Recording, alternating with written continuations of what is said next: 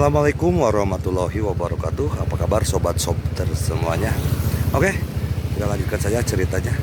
Min sudah lama nggak petik buah manggis. Nggak petik buah manggis dahulu. Bab 3853 sampai bab 3856. Saat ini, Ye Junlin dan rombongannya berhenti di puncak pegunungan King Kiong. Master Sekte, kompleks bangunan di sana adalah markas besar Sekte Taiksu Sen. Menurut perjalanan kita saat ini, kita bisa tiba di sana dalam waktu kurang dari 2 jam. Ye Junlin mengikuti arah jari Murong King Sui. Di kejauhan, pegunungan hijau dikelilingi awan dan kabut, dan banyak bangunan kuno terlihat di kedalaman awan. Kamu cukup pandai dalam menemukan tempat. Aura di daerah ini sangat melimpah dan merupakan tanah harta karun Feng Shui yang bagus. Ye Junlin berkata dengan bercanda. Sejujurnya, Ye Junlin cukup bersemangat saat ini. Sekte Ilahi Taiksu ada tepat di depan mereka, dan mereka akan segera membalas dendam pada Gong Qianqiu dan 3 putra suci. Hutang darah sebelumnya akhirnya akan segera dilunasi. Master Sekte, bagian depan sudah menjadi wilayah Sekte Ilahi Taiksu, dan ada beberapa aura yang tersembunyi secara diam-diam. Seharusnya itu adalah master yang menjaga pembuluh darah super spiritual. Haruskah kita mengitarinya, agar tidak membuat ular waspada? Murong King Sui bertanya ragu-ragu. Ye Junlin melambaikan tangannya dan berkata, tidak perlu, bunuh saja dia. Aku hanya ingin murid Sekte Ilahi Taiksu menderita ketakutan. Ikuti perintahmu. Faktanya, Murong King Sui juga bisa memahami suasana hati Ye Junlin. Balas dendam tentu saja akan membuat hati musuh bergetar. Menderita ketakutan adalah cara terbaik untuk membalas dendam, sehingga Anda bisa sepenuhnya melepaskan rasa frustrasi di masa lalu. Mereka bertiga terus bergerak maju, dan seperti yang diharapkan, mereka diblokir oleh master dari Sekte Taiksu Sen tidak lama kemudian. Siapa kamu? Ini adalah wilayah Sekte Ilahi Taiksu. Jika kamu terus bergerak maju, kamu akan terbunuh. Nada suara penjaga itu dingin, dan dia tidak menganggap serius orang-orang ini sama sekali. Tentu saja, ini terutama karena Ye Junlin dan yang lainnya dengan sengaja menyembunyikan ki mereka. Dan orang-orang ini tidak dapat mendeteksi tingkat kultivasi sebenarnya. Bunuh dia, kata Ye Junlin ringan. Murong King Sui mengangguk. Gong Sun Yueying juga ingin melangkah maju untuk membantu, tapi Ye Junlin menghentikannya dengan matanya terlebih dahulu. Seseorang merampok Vena Suci, tolong dukung saya. Begitu dia selesai berbicara, murid Sekte Taiksu Sen yang menjaga lingkungan bergegas satu demi satu. Murong King Sui mencibir, orang-orang ini bahkan tidak tahu bahwa mereka akan mati. Dasar idiot buta, lebih baik mati, agar tidak menyia-nyiakan sumber daya kultivasimu. Setelah mengatakan ini, Murong King Sui bergegas menuju kerumunan. Di bawah serangan sengitnya, penjaga Sekte Taiksu Sen dengan cepat menderita banyak korban. Apalagi bala bantuan yang sampai di lokasi sudah termasuk ahli tingkat tua. Awalnya tetua itu tidak memperhatikan, tapi segera dia menemukan Ye Junlin dan Gong Sun Yueying berdiri tidak jauh dari situ sedang menonton pertunjukan. Dia pernah pergi ke Istana Api Ilahi Matahari dan Bulan untuk berbisnis, dan sangat terkesan dengan Gong Sun Yueying. Bukankah ini gadis cantik di langit dari Istana Api Ilahi Matahari dan Bulan? Bagaimana dia bisa diikuti oleh seorang pria muda dengan penampilan yang tidak menarik? Mungkinkah sang tetua tiba-tiba sepertinya menyadari sesuatu dan berkata dengan tergesa-gesa, kalian harus menjadi orang pertama yang berdiri. Ayo, saya punya sesuatu yang penting untuk dilaporkan kembali ke sekte. Para murid dari Sekte Taiksu Sen tiba-tiba bingung. Tetua itu tidak mengatakan apa-apa dan ingin membantu, tapi dia kabur duluan. Namun, tanpa memberi mereka banyak waktu untuk bereaksi, Murong King Sui sudah datang untuk membunuh mereka. Kekuatan para penjaga ini rata-rata, Murong King Sui menangani mereka dengan mudah dan dengan cepat membunuh setengah dari mereka. Separuh personel lainnya tidak memiliki gagasan perlawanan sama sekali dan melarikan diri menuju ke arah pimpinan utama Sekte Taiksusen. Jangan kejar penjahat malang itu, biarkan mereka melaporkan beritanya. Murong Kingsue buru-buru berhenti, dia segera mengerti apa yang dimaksud Ye Junlin. Dia berencana menyiksa Gong Qiankyu dan yang lainnya secara psikologis. Sisi lain, The Great Sage, Gong Qiankyu dan yang lainnya sedang mendiskusikan bagaimana mencegah masternya menyerang. Saya melihat seseorang di luar berlari masuk dengan wajah panik. Penatua Qi, ada apa denganmu? Orang suci agung bertanya dengan bingung. Qi Dapeng berkata dengan terengah-engah, ini buruk. Tuan misterius itu ada di sini untuk membunuh kita. Kalimat ini seperti batu besar yang jatuh dari ketinggian ke dalam danau sehingga menimbulkan riak. Apa? Putra suci agung dan yang lainnya semuanya terkejut. Penatua Qi, bisakah kamu berbicara dengan jelas? Dari mana tuan itu berasal, dan tuan mana yang datang untuk membunuhnya? Benar, tolong buat kata-katamu lebih lancar. Yang lain bertanya satu demi satu. Qi Dapeng berkata dengan singkat dan ringkas. Saya diperintahkan untuk ditempatkan di pegunungan Qingqiong. Belum lama ini, seseorang masuk ke dunia nyata dan mengalami konflik dengan murid-murid yang menjaga denyut nadi. Salah satunya adalah kuil api ilahi matahari dan bulan Tian yang menghilang belum lama ini. Putriku sayang Gongsun Yueying. Penatua Qi, masalah ini sangat penting. Apakah Anda mengenali orang yang salah? Lihat wajahnya. Qi Dapeng melambaikan tangannya dan berkata, Penatua Gong tidak tahu.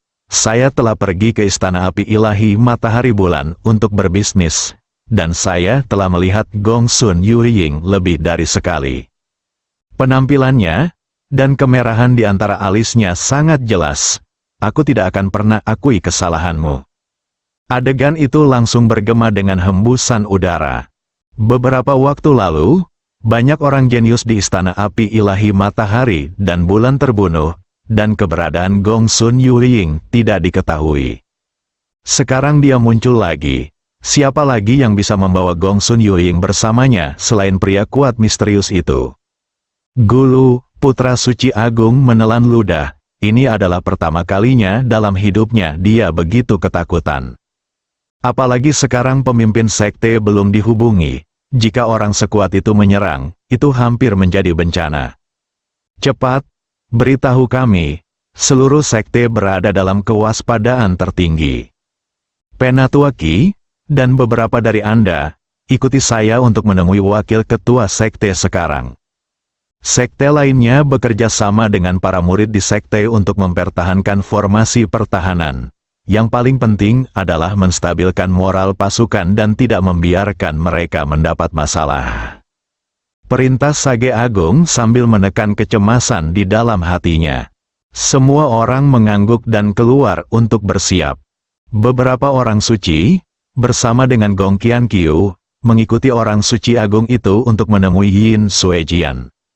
Setelah berita itu menyebar, seluruh sekte ilahi Taiksu benar-benar dilanda kekacauan.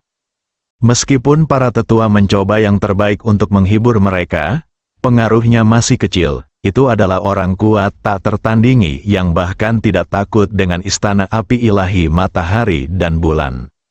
Bisakah sekte ilahi Taiksu kita mampu menahannya? Dihancurkan pada awalnya dapat dengan mudah menghancurkan sekte berukuran sedang. Pada akhirnya, bukankah seluruh pasukan dimusnahkan? Orang kuat yang tak tertandingi ini mungkin berasal dari sekte dunia super tersembunyi. Sekte Taiksu Sen mungkin akan hancur.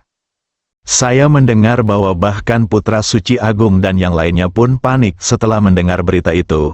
Sebaiknya kita berdoa semoga beruntung. Suasana ketakutan dan keputusasaan menyebar di dalam sekte ilahi Taiksu. Semakin para tetua berusaha menghibur mereka, semakin serius emosi negatifnya, dan langsung memasuki lingkaran setan. Sial, sial, sial, di bawah desakan formasi, bel alarm terus berbunyi. Hal ini membuat suasana hati banyak murid yang sudah cemas menjadi lebih buruk. Tentu saja, Ada juga beberapa murid setia dari Sekte Ilahi Taiksu. Mereka telah berlatih di sekte tersebut sejak mereka masih muda dan memiliki perasaan yang sangat mendalam terhadap Sekte Ilahi Taiksu. Sekarang Sekte Ilahi Taiksu telah menghadapi bencana. Para murid yang keras kepala ini semuanya bersumpah untuk hidup dan mati bersama sekte tersebut. Di ruang pertemuan, wajah Yin Suejian muram dan serius. Meskipun saya berpikir bahwa saya mungkin terlibat sebelumnya, saya tidak menyangka bahwa orang kuat yang tiada taranya akan datang begitu cepat. Untungnya, kita telah memanggil banyak master sebelumnya, tapi itu tidak cukup untuk menghadapi orang sekuat itu. Silakan dan beritahu semua orang untuk mengeluarkan senjata sihir dan senjata sihir yang paling kuat, dan aktifkan semua formasi pertahanan. Formasi pertahanan ini tidak cukup untuk melawan kekuatan yang tiada taraf. Mereka dapat digunakan selama mereka dapat memakan para dewa, level prajurit, tapi tingkat kematiannya pasti meningkat pesat. Yin Suejian berkata dengan sungguh-sungguh, bagaimanapun, Yin Suejian adalah wakil ketua sekte. Terutama penyebutan bencana ilahi memberi setiap orang secercah harapan. Sekte Ilahi Taiksu mengambil jurusan ilmu pedang, dan pelatihan ilmu pedang Yin Suejian bahkan mendekati kesempurnaan. Jika Anda menambahkan berkah bencana ilahi, bahkan jika Anda tidak dapat mengalahkan orang kuat misterius itu, Anda masih dapat menghabiskan sebagian besar energi lawan. Hal lainnya adalah menyebarkan berita tentang pria kuat misterius itu dan membiarkan semua sekte di sekitarnya bergabung. Mereka harus memahami kebenaran tentang kematian bibir dan dinginnya gigi. Jika mereka bekerja sama dengan Taiksu Sekte Surgawi, mungkin ada secercah harapan. Berjuang sendirian memiliki peluang, yang tersisa hanyalah jalan buntu. Suara Yin Suejian sangat dingin. Pertempuran ini terkait dengan hidup dan mati Sekte Ilahi Taiksu, dan kekuatan orang kuat itu terlalu menakutkan. Hanya dengan mengadopsi taktik laut manusia barulah ada secercah harapan. Gong Qianqiu tiba. Tiba berkata, wakil pemimpin sekte, saya menyarankan agar Istana Api Ilahi Matahari dan Bulan diberitahu tentang apa yang terjadi di sini sesegera mungkin. Telah ditemukan, dan bahkan Gong Sun Yueying berada di bawah kendalinya. Jika kita bisa membawa Istana Api Ilahi Matahari dan Bulan serta Akademi Api Ilahi Matahari dan Bulan ke dalam kamp, peluang kita untuk menang akan semakin besar. Masuk akal? Mari kita lakukan apa yang disarankan Penatua Gong dan segera kirim murid terkuat di King Gong untuk menyampaikan pesan. Yin Suejian berkata dengan kagum, Putra Suci, Anda benar-benar diberkati bisa menikahi istri yang begitu baik.